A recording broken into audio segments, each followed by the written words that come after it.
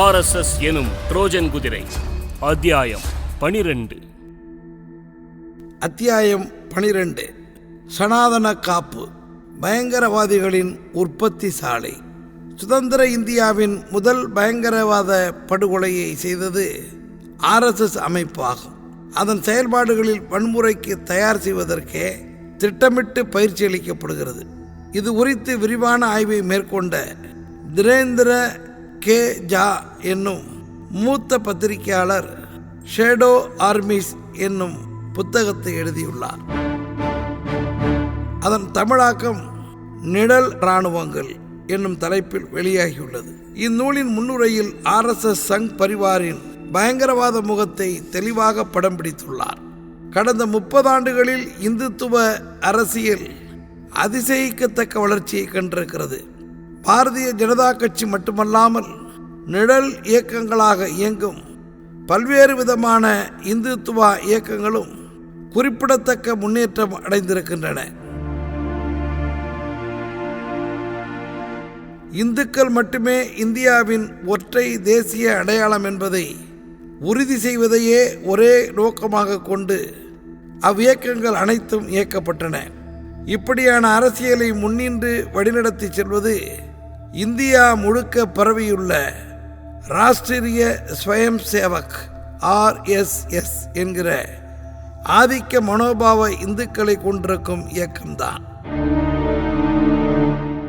1925 உருவாக்கப்பட்டிருந்தும் இதுவரையில் இந்தியாவின் எந்த ஒரு சட்டத்தின் கீழும் எங்கேயும் பதிவு செய்யப்படாமலேயே அவ்வியக்கம் இயங்கி வருகிறது. பண்பாட்டு இயக்கமாக மட்டுமே தன்னை அறிவித்து கொண்ட போதிலும் அரசியல்தான் அதன் மையப்புள்ளியும் பிரதான நோக்கமுமாக இருந்து வருகிறது. காலனிய பிரிட்டிஷ் இராணுவத்தை போன்றே சீருடை, ஆயுத பயிற்சி, ஆயுதமில்லா பயிற்சி போன்றவற்றோடு பெனிட்டோ முசோலினி உருவாக்கிய இத்தாலிய பாசிச இயக்கங்களின் பாணியில் உருவாக்கப்பட்ட இயக்கம்தான் RSS ஆகும். இந்தியாவின் சுதந்திரத்திற்கு பிறகு பல்வேறு ஏற்ற இறக்கங்களை அவ்வியக்கம் கண்டிருக்கிறது. மகாத்மா காந்தி படுகொலை செய்யப்பட்ட பின்னர் ஓராண்டும், 1970களில் அவசர நிலை அமலில் இருந்தபோது 2 ஆண்டுகளும், 1992 பாபர் மசூதி இடிக்கப்பட்ட போது கடைசியாக சில மாதங்களுமாக இதுவரை 3 முறை RSS இயக்கம் தடை செய்யப்பட்டிருக்கிறது. எண்ணிக்கை மட்டும் உயர்ந்து கொண்டேதான் வந்திருக்கிறது. RSSஇன் வலையமைப்பும் சீராக பெருகியிருக்கிறது. தற்போது 30க்கும் மேற்பட்ட துணை அமைப்புகளை கொண்டிருக்கிறது சங் பரிவார். அதன் தொழிற்சங்க அணியான பாரத மஸ்தூர் சங், மாணவர் அமைப்பான அகில பாரத வித்யார்த்தி பரிஷத் ABVP, அதிரடி கலாச்சார விஸ்வ இந்து பரிஷத் VHB, VHBயின் இளைஞர் அமைப்பான பஜ்ரங் தள் ஆகியவை பிரதான துணை அமைப்புகளில் சில. RSS மற்றும் அதன் பல்வேறு துணை அமைப்புகளும் கூட்டாக சேர்ந்து சங் பரிவார் அல்லது சங் குடும்பம் என்று அழைக்கப்படுகிறது.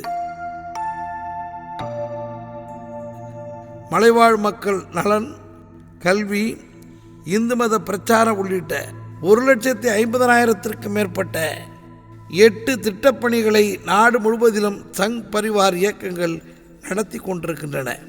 அவை தவிர அதிகமாக கேள்விப்பட்டிராத அல்லது வெளியில் தெரியாத எண்ணற்ற திட்டப்பணிகளிலும் சங் பரிவார் ஈடுபட்டிருக்கிறது. பாஜக மட்டும்தான் அதிகாரப்பூர்வமாக அரசியலில் ஈடுபடுவதற்காக உருவாக்கப்பட்ட RSSஇன் ஒரே அமைப்பு. ஆனால் நடைமுறையிலோ அதன் எல்லா துணை அமைப்புகளும் இந்தியாவை இந்து ராஜ்யமாக மாற்றுவதற்கான அரசியல் கருவிகளாகவே செயல்படுகின்றன. இந்து மதத்தை பாதுகாக்கிறோம் என்கிற போர்வையில் இதனை செய்கின்றன. RSSஐயும் VHBயையும் பாஜகவின் மிகப்பெரிய நிழல் அமைப்புகள் என கூறலாம். தேர்தலில் போட்டியிடுவதை தவிர ஓர் அரசியல் கட்சி செய்யும் அனைத்தையும் அமைப்புகள் செய்கின்றன. மக்களை திரட்டுவது, அரசியல் பிரிவினைகளை உண்டாக்குவதற்காக சிக்கல்களை வளர்த்தெடுப்பது, தேர்தலில் போட்டியிடுவதற்கான வேட்பாளர்களை தேர்வு செய்வதில் பங்காற்றுவது, வாக்குச்சாவடி அளவிலான பிரச்சாரங்களை ஒருங்கிணைப்பது போன்ற அனைத்திலும் அமைப்புகள் ஈடுபடுகின்றன. இந்நூலுக்கான ஆய்வினை நடத்தி கொண்டிருந்த போது இந்தியா முழுக்க எங்கும் பறந்து விரிந்திருக்கும் இவ் அமைப்புகளை கண்டு அதிர்ச்சி அடையத்தான் செய்தேன். நேரடியாகவோ அல்லது மறைமுகமாகவோ சங் பரிவாரின் பாதிப்பும் செல்வாக்கும் நான் ஆய்வு செய்த எல்லா இயக்கங்களிலும் பரவி இருந்ததை கண்கூடாக காண முடிந்தது. வெளிப்படையான அரசியலில் RSS பங்கு கொள்வதில்லை என்றாலும் பாஜகவின் தாய் அமைப்பாக செயல்பட்டு அதற்கு எல்லா விதத்திலும் உதவி வருகிறது.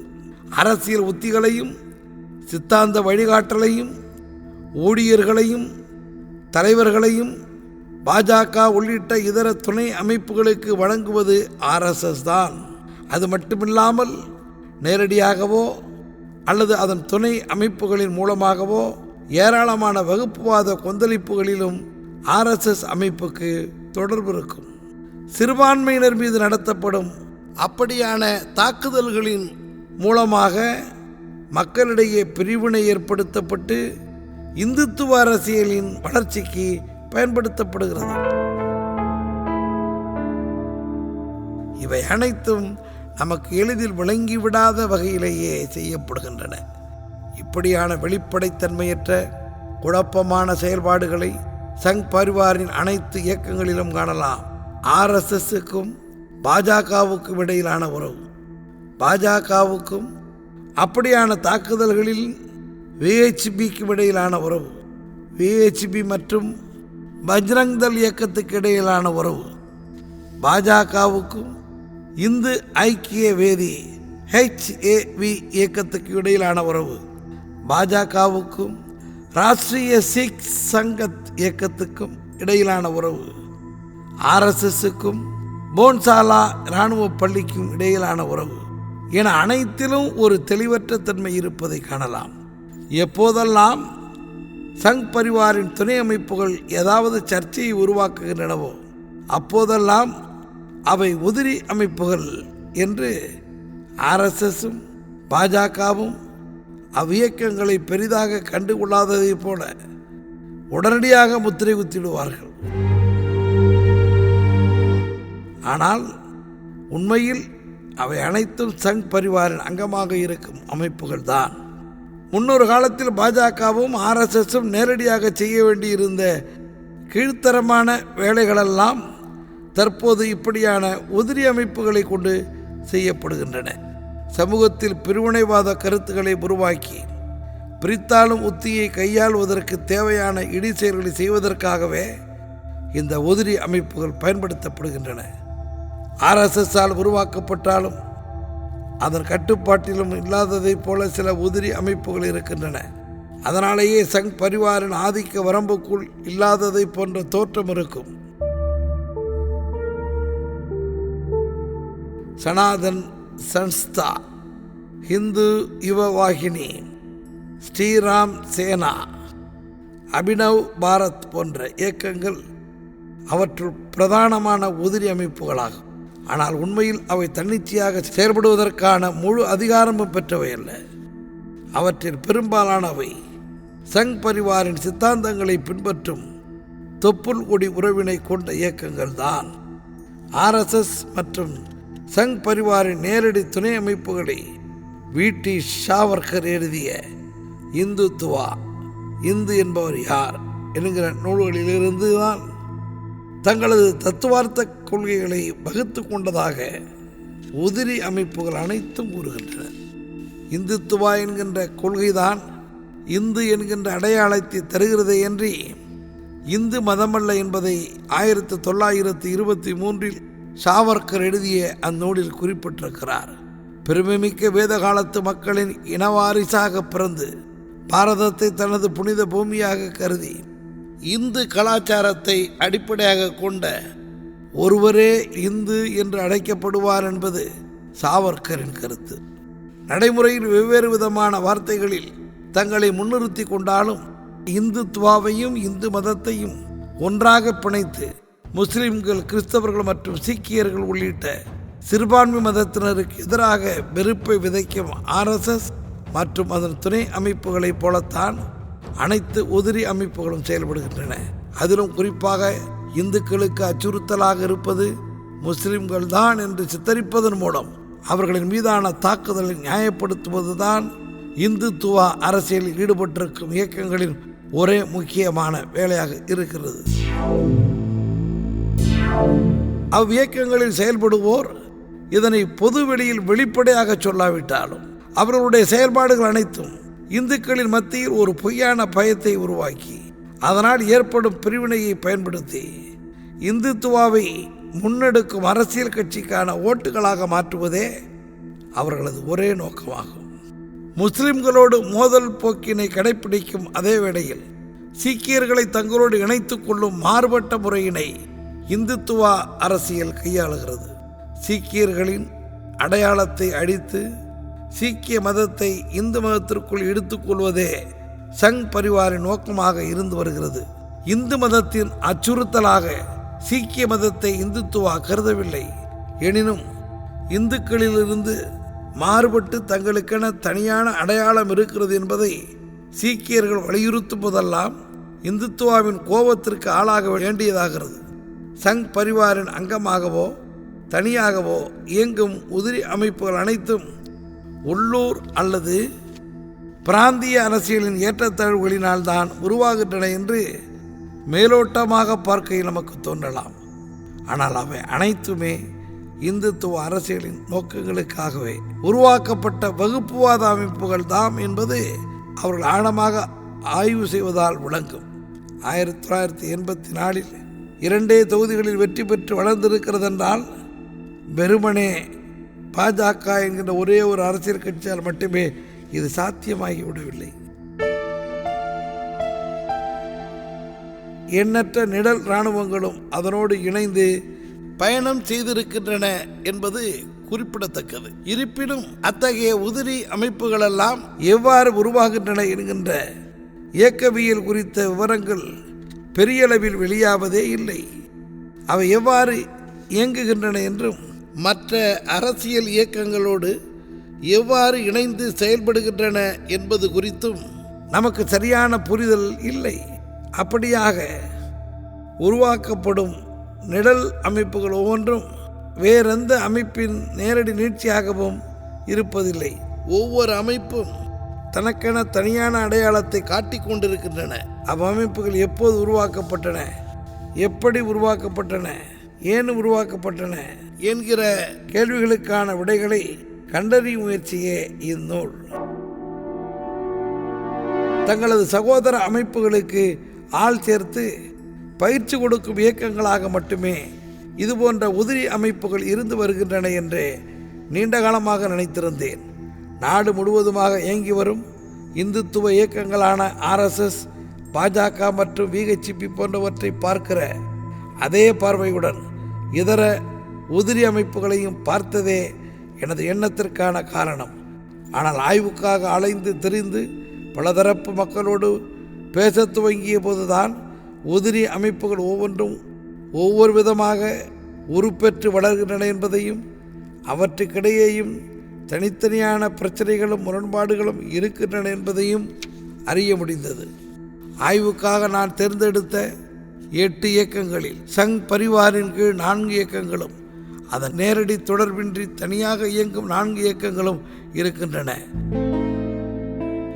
முதலாவது பட்டியலில் பஜ்ரங் தள், ராஷ்டிரிய சீக் சங்கத், போன்சாலா இராணுவ பள்ளி மற்றும் இந்து ஐக்கிய வேதி ஆகிய அமைப்புகளும், இரண்டாவது பட்டியலில் சனாதன் சன்ஸ்தா, ஹிந்து யுவ வாகினி, ஸ்ரீராம் சேனா மற்றும் அபினவ் பாரத் அமைப்புகளும் அடங்கும்.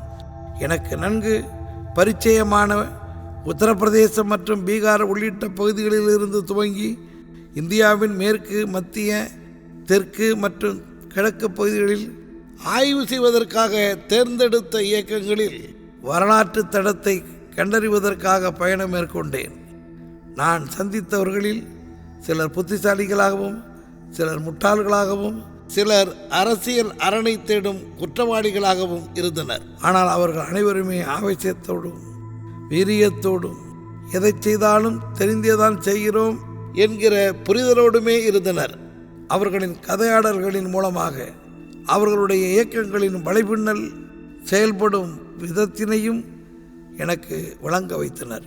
இந்துத்துவா என்பது இந்து மதத்தைப் போல ஒரு மதமல்ல என்றும், இந்து தன்மை கொண்ட ஒரு கோட்பாடு என்றும் சாவர்கர் சொன்னதையே தங்களது மைய கருத்தாக எப்போதும் சங் பரிவார் சொல்லி வந்திருக்கிறது. ஆனால் களத்தில் இது தலைகீழாக மடை மாற்றி புரிந்து கொள்ளப்படுவதற்கே அதிகமான வாய்ப்பு இருக்கிறது.